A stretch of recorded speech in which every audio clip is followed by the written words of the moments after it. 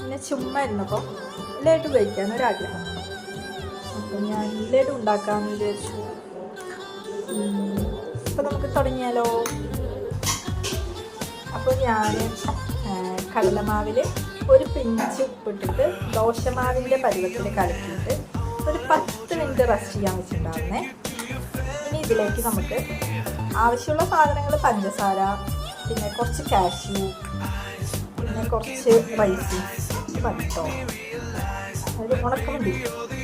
ഇത് ശരിക്കും ഉണക്കമുന്തി ബ്ലാക്കാണ് വേണ്ടത്, പക്ഷെ എൻ്റെ കയ്യിൽ ബ്ലാക്ക് ഇല്ല, ഇതേ ഉള്ളൂ. അപ്പോൾ നമുക്ക് വെച്ചിട്ടില്ല.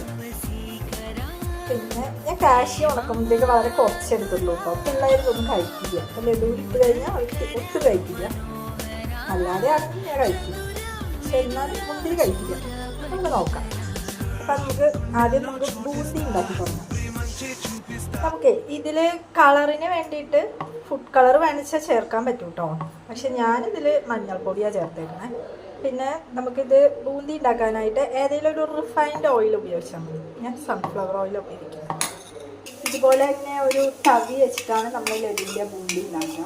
ഇത് ലഡു ഉണ്ടാക്കാനായിട്ടുള്ള ഈ തവിയൊക്കെ നമുക്ക് സെപ്പറേറ്റ് ആയിട്ട് മേടിക്കാൻ പറ്റും കേട്ടോ. പക്ഷേ ഇതിപ്പോൾ എൻ്റെ അടുത്ത് ഉള്ളതാണ് ഞാൻ എടുത്തിരിക്കുന്നത്. നമ്മളത് അത്രയും ബൂന്തി ഉണ്ടാക്കി വെച്ചിട്ടുണ്ട്. ഇനി നമുക്ക് പഞ്ചസാര പാനി ഉണ്ടാക്കാം കേട്ടോ. നോക്കി പഞ്ചസാര പാനി ഉണ്ടാക്കാൻ പോകാം. ഇനി ഇത് നമുക്ക് ചൂടാറുന്നതിന് മുമ്പ് തന്നെ, അതായത് ഒത്തിരി ചൂടാറരുത്, അതിന് മുമ്പ് തന്നെ നമുക്ക് ഉരുട്ടിയെടുക്കാം. അപ്പം ഇതിൽ ഏലക്ക പൊടി ഇട്ടിട്ടുണ്ട്, പിന്നെ കാഷ്യൂനട്ട് ഇട്ടിട്ടുണ്ട്, ഉണക്കമുന്തിരി ഇട്ടിട്ടുണ്ട്, പിന്നെ ശർക്കര ഉരുക്കിയത്. ശർക്കര അല്ല, സോറി, ഷുഗർ ഉരുക്കിയത് കേട്ടോ. അങ്ങനെ ഗൈസ് നമ്മുടെ ലഡു തയ്യാറായിരിക്കുകയാണ്. നോക്കൂ ഏട്ടാ ലഡു.